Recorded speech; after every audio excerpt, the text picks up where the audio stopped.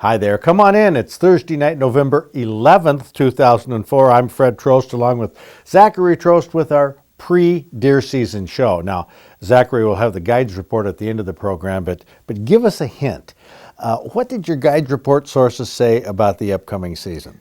Well, we've had mixed reports, like in the Rayburn area. Bob's telling me that he thinks in his particular area it's going to be down, lots of predators, lots of wolves, and he thinks the DNR issued too many doe permits in that area. But over in Cadillac, it's a lack of hunters, and their thought is they're half-filled, lack of doe permits being issued. I guess Wexford County, no public land doe permits. The big thing that all of them seem to agree, they're not seeing bigger bucks this year, but they are seeing more deer. So I expect it to be a season, a lot of 4 6 pointers, year and a half old bucks. Details coming up, along with a couple of pertinent deer hunting tales. I have an answer to a burning question of law for deer hunters. The fastest half hour of outdoor news and information starts now with this edition of the Practical Sportsman News, so stay tuned.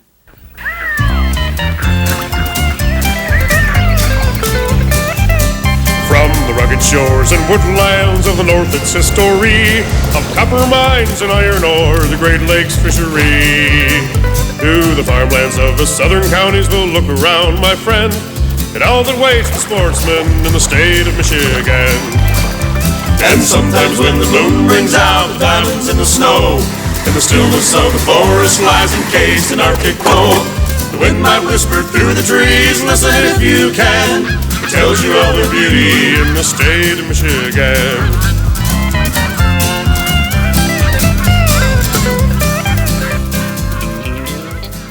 K&K Products, makers of the Nimrod for ice fishing, convert a hand auger into a power auger using a cordless drill. At retail stores listed on icefishnimrod.com. And by the financial support from viewers like you. Thank you.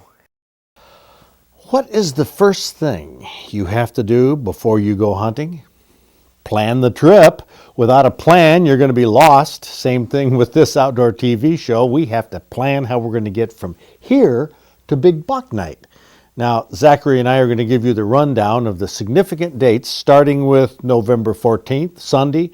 That's the day before Christmas for deer hunters. We have last-minute shopping, the last-minute sighting into the guns, the annual steak dinner. This Sunday is the day that's full of anticipation, getting together with the guys who you might not have seen since last year at deer camp.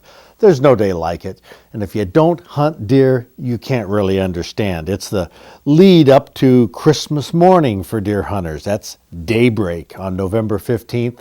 Highly anticipated, to say the least, the annual opening day of Michigan's firearm deer season. Once again, we have a team of hunters armed with video cameras who will be reporting from their deer camps during the first few days of firearm deer season.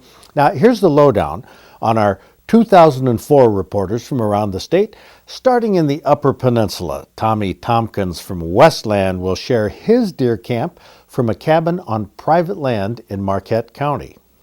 Our other UP report will come from Schoolcraft County, where Dan Halpin from Casco will record the opening day conditions and success. In the northern lower, reporting from Otsego County, Terry Ballard from Grand Rapids will be hunting with several buddies from a camper on public land in Otsego County. The county to the southeast is Oscoda County in the TB zone. Ryan Wilder from Waterford has a half a dozen of his guests in a cabin up there who will be hunting both private and public land. From the west side of the southern lower, we have Dan Stottle from Lansing, who hunts over in Ionia County. Now, he and his group stay in a trailer on private land, and he's going to show us what their camp is all about. The rest of our reports are clustered in eastern southern Lower Peninsula counties. Gary Weller from St. Clair Shores has a hunting camp with 6 hunters on private land in Sanilac County. Next door, in Tuscola County, we find another half dozen hunters in a camper on private land. Greg Atkins from Lincoln Park will be behind the camera to bring us the story. Blaine Pertler from Flushing will be hunting around home, Genesee County, and he'll give us a Genesee report. Our Livingston County reporter is Tony Trendall. He's the one who purchased that legendary yard sale motorhome. He called it rvoomclunkclunk.com, playing on a previous name of our website. He hunts in his backyard, and he's going to let us know if the deer are still there in the numbers they have been. Mike Atherton from Byron will also be hunting around home on private land and rolling tape on the conditions in Shiawassee County. Zachary and I will open the season once again at the Walton Farm in Lapeer County, while Mary Acker will videotape what she finds in Midland County, where her husband, Rich, will be going for his second deer of this 2004 season. Those are the counties that will be reporting in, and we'll see the deer camps these hunters call home for the opener. On the evening of opening day, Monday, November 15th, Bath Township and Clinton County will once again have a buck pole in front of the Practical Sportsman Museum in Bath. Tuesday evening, November 16th, Zachary and I make our annual pilgrimage to the legendary Mill Creek Sports Buck Pole in Dexter. For years, this pole has drawn hunters from Washtenaw County, an area that consistently produces some of the biggest bucks in the state. Washtenaw and the surrounding counties are always in the top 10 for monster racks.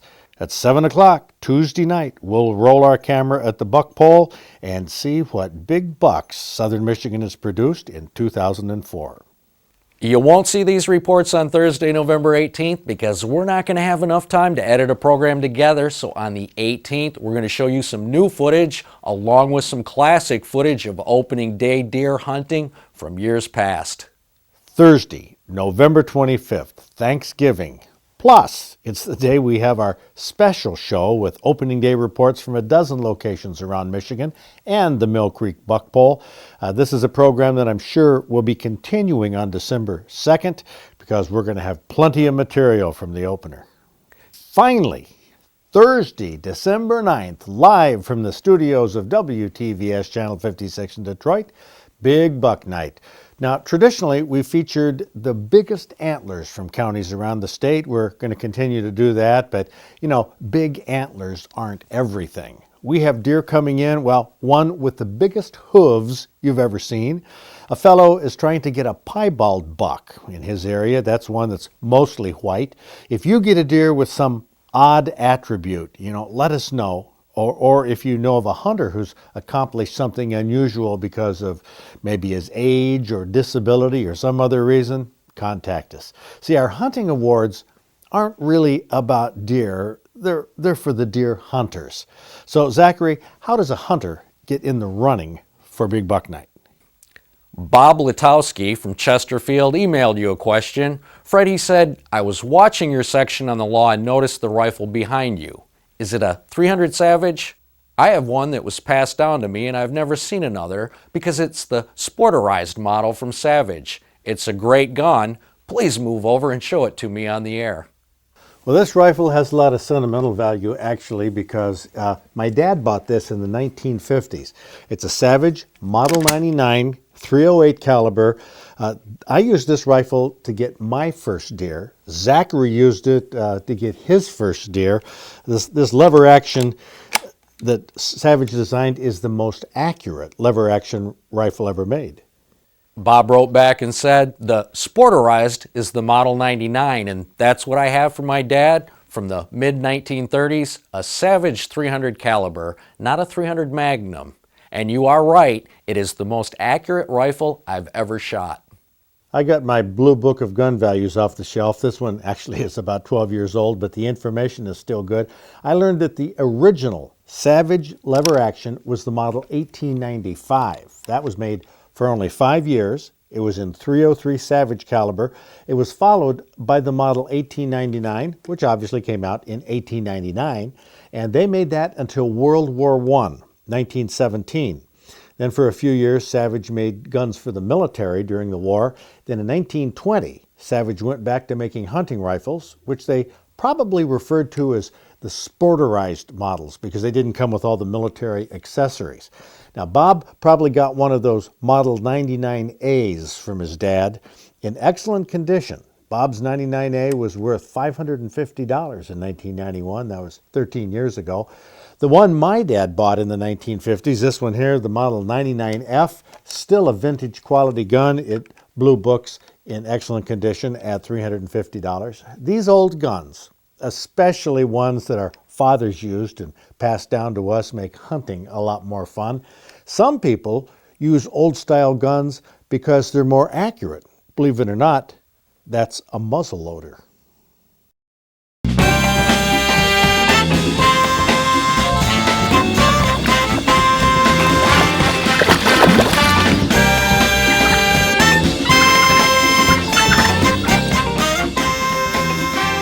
Anthony Glowacki, the second, The second, from Leslie. Michigan. That's right. I learned that when I used to do the guide report before Zachary took over on that. I remember I used a couple times I said Leslie. They come unglued down there. I haven't been there that long, so. Oh, okay, but it's Leslie. Leslie. Leslie, and you probably go by Tony. Yes. And you have 2 racks for what reason? Well, I shot this one opening day. I sent this one in, so I figured I'd bring both of them. Wow, that's a colossal rack in itself. I mean, really, that's an 8-point with what kind of spread? I think it was 17. Yeah, I think something like that. Yeah, but when you got something like this with a 20.5-inch spread, foot-long tines, this was Ingham County, and here you're another one of these guys that uses a muzzle loader during regular firearm season. 16 years. That's all I've used, muzzleloader. Now, 16 years ago, it wasn't cool to use a muzzle loader instead of a shotgun. You only need one shot, Fred. One shot. Have you used the same muzzle loader for 16 years? Up till this year, I bought a new one. Master Hunter Disc Extreme. Like the inline? Yeah. So you've gone high-tech with the muzzle loader? Yeah, most definitely. Doesn't that seem wrong? No. Okay. Changes are good. Changes are good. Well, this is something else. That's a huge one. And this only has 3 points on one side, 5 on the other, including the one that was broken off. Yeah. That's an interesting rack. Well, you had a heck of a season. Had a great season. Tony, way to go. Congratulations, muzzle loader man.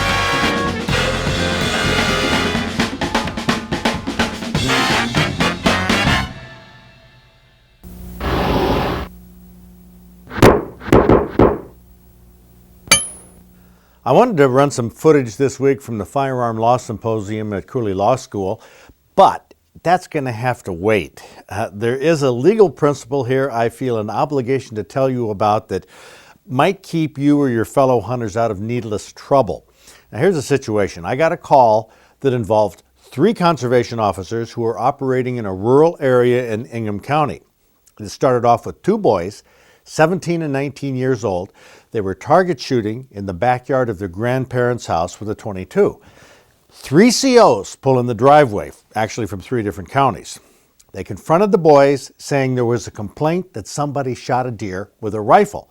They said, hey, wasn't us. We're just target shooting at cans here. Grandma and Grandpa are inside, and they hear what's going on. Forget about the deer, that angle. Grandma said the young conservation officer started swearing at the boys using just really bad language, trying to intimidate them, language that was definitely uncalled for and offensive. Well, she had read the newspapers like you probably have over the years, know about that cussing canoeist incident who was convicted for his language. So her question, the grandmother's question was, how can COs get away with talking to people like this? Isn't there anything we can do? Well, this is not an isolated incident. From what I hear from sportsmen and learn from courtroom testimony, most of the time when COs write a ticket, there's swearing involved by somebody, one or both parties. It's gotten very common and sometimes very ugly. Question you might have is it ethical for enforcement officials to swear at kids or anybody? Well, I don't think so. Nor is it ethical for citizens to swear at law enforcement officers. However, is it legal? Well, under the First Amendment, you have a right to express yourself freely in a personal conversation. So cussing one-on-one is legal. That really goes for COs as well when they're talking to citizens. But keep in mind, when people start swearing, they generally start losing control. They get mad, start losing control of their emotions and what they say. Law enforcement, keep in mind, is trained to manipulate people. And if they can get you upset by swearing themselves, there's a chance they can get you to respond, lose control. Maybe you'll start saying things that you wished you hadn't and talk yourself into some kind of trouble. Now, I do not recommend swearing back and getting excited as you have a right to do under the First Amendment. I recommend you stand on your Fifth Amendment right not to be a witness against yourself. In other words, what we call your right to remain silent. Now, legally, you have to show a CO your hunting license, and he can inspect part of your equipment, but you don't have to answer questions and submit to an interrogation. If you're on private property, you can demand that law enforcement officials leave if they don't have a warrant or probable cause, and you don't have to say anything else. My opinion is, if you're in this situation, let the CO swear and make accusations and carry on, but realize it's probably a ploy to intimidate you to uncork so you lose control and give up your constitutional protection because, you just want to run off at the mouth. If you feel manipulated, don't even talk. Keep calm, keep cool, keep quiet. The right to remain silent is golden. It's a constitutional principle, and if more people exercise that right, we'd all be better off.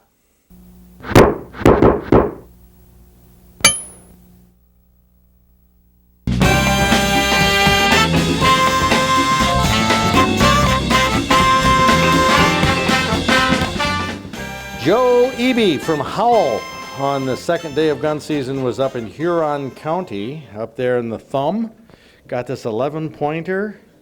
And is that why you go up there, to get big antlers? No, it's not. I've loved hunting since I was a kid. If I had learned from my dad, I would have been a musician and a cook. But I've always loved being outdoors since I was young, and I like that program you did talking about the cocooning issue and kids staying inside. And you'd love to see more kids out hunting, and I think a lot of people are impatient with kids. But it was a great experience up there, and I'd like to thank Rodney Mills for allowing us to hunt on their farm up there. That's an important issue. I had some confrontations with guys this year.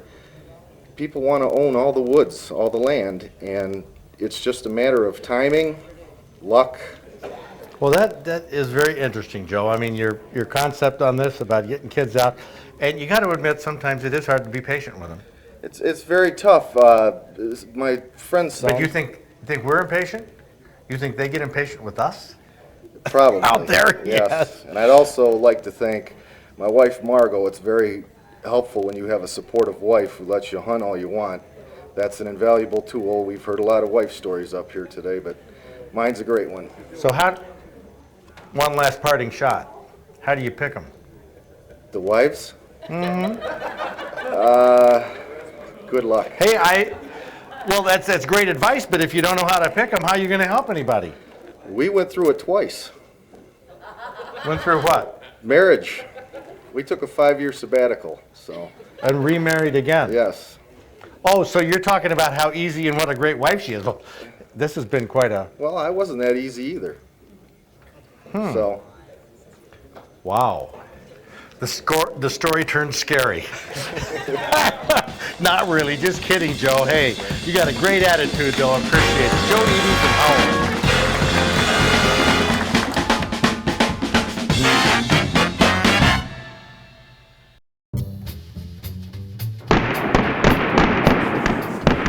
Okay, I'm going to start off with some scattered shots here that are just some quick questions of law before deer season. Kyle Murray from Marine City says, how old do you have to be to hunt deer by yourself?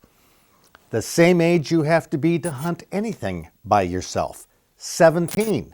That's what the law says. If you're under 17, you must have an adult or someone designated by a parent or guardian with you. If someone hunts on my land without permission, am I liable if something happens to them? Kathy Miller from Clare is concerned about that. The answer is, under the statutes, no. There's only one really type of circumstance. That is, if you as a landowner know of some situation on your property that's extremely dangerous and you know that people are trespassing, you have to do something to change that so they don't seriously hurt themselves. If it's a natural condition like a pond or trees or anything like that, don't worry about it. If it's situations that you create on your property, plus you can't do anything to set a trap for a trespasser. Bad idea, you lose your protection there. Otherwise, if the trespasser comes on and hurts himself, too bad. Question from Debbie Ambrose. Lansing, how long do trespassing tickets remain on a person's record?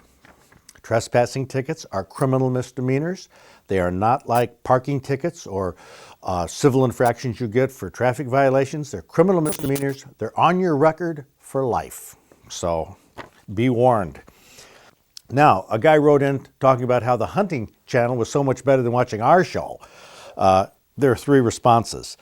John Ullman from Pawpaw said, I followed your show for many years. The reason I keep coming back on Thursday night is that you tell it like it is. You spend time on the issues that affect us as sportsmen in Michigan. You and your son are doing an excellent job. And Tony Stein from New Haven said, I think the guy who cried that your show is not as good as the Outdoor Channel is just teed off he doesn't have his own show. You and Zachary do a great job. Well, thank you, folks. And I want to follow up here. This is one I got from Don and Joyce Root. They forwarded this on. This is simple advice, I guess, for anybody.